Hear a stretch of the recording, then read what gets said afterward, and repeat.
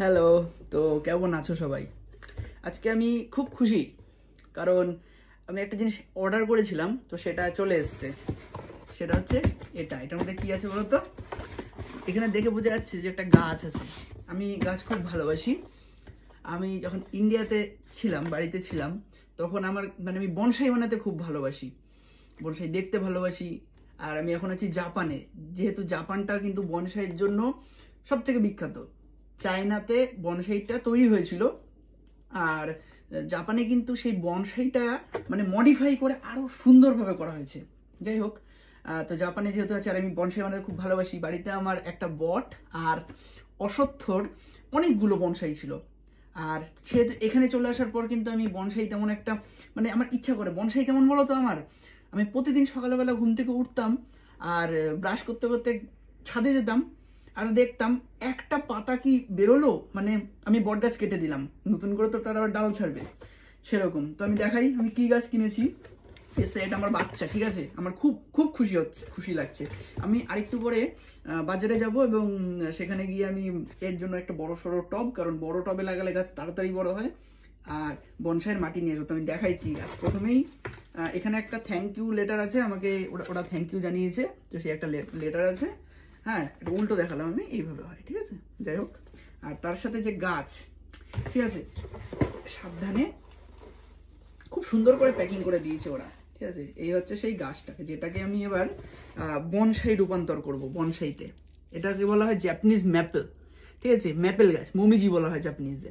ওকে, Japanese maple. আর এটা হচ্ছে 5খানা পাতাওয়ালা ম্যাপেল, দেখতে পাচ্ছ? 5খানা পাতা আছে কিন্তু এটার।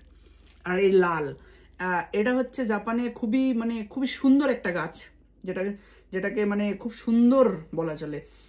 আমি এখন খুব খুশি, সেই জন্য না আমি বলতে পারছি না সেইভাবে।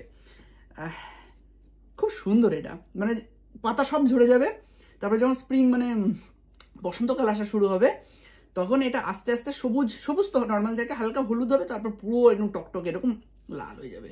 ভাবো তো, একটা বনসাই গাছ, মোটামুটি বনসাই গাছকে বলা হয় বলো তো, এখান থেকে এইটুখানি হবে গাছটা, এইটুখানি একটা গাছ হবে, কিন্তু একটা পূর্ণাঙ্গ গাছ যেরকম দেখতে হয়, একটা ধরো 100 বছর পুরনো গাছ যেরকম দেখতে হয়, ঠিক সেই রকম লাগবে। 10 থেকে 15 বছর টাইম লাগবে, কি 20 বছর মতো টাইম লাগবে সেই গাছটাকে পুরো সেরকম রূপান্তর নিতে। তো এই গাছটাকে আমি সেরকমই আমার বানানোর ইচ্ছা, যে প্রতিদিন কাছ থেকে আসবো সকালবেলা, এসে নিয়ে দেখবো কত বড় হলো গাছটা। বনসাই বুঝতেই পারবে, 20-30 বছরের কথা যখন আমি বলছি, তার কতটা বড় হতে পারে একদিনে। বাট তাও ভালো লাগে যে একটা জিনিস আমার বাচ্চা, এটাকে এবার আমি নিজের মতো করে মানুষ করব, ঠিক আছে? এটাকে আমি খুব খুব ভালো লাগছে। অনেক দিনের শখ আমার। আমি যখন ইন্ডিয়াতে ছিলাম তখন থেকে আমার শখ যে আমি জাপান গেলে কোনোদিন ম্যাপেল গাছ কিনে আমার বাড়িতে রাখবো। খুব সুন্দর গাছটা, দেখো কত সুন্দর, কত সুন্দর গাছটা। এরা এত সুন্দর করে প্যাকিং করেছে যাতে জল না পড়ে যায়, সেই জন্য নিচে একটা প্লাস্টিক দিয়েছে, তার পাশে কাগজ দিয়ে মুড়েছে। এই বাক্সের নিচে, এই দেখো, এই বাক্সের নিচে একেবারে স্যালো টেপ দিয়ে লাগানো ছিল, প্লাস্টিক যদি উল্টো হয়ে যায়, বাক্স যদি উল্টো হয়ে যায়, ওটা কিন্তু পড়বে না।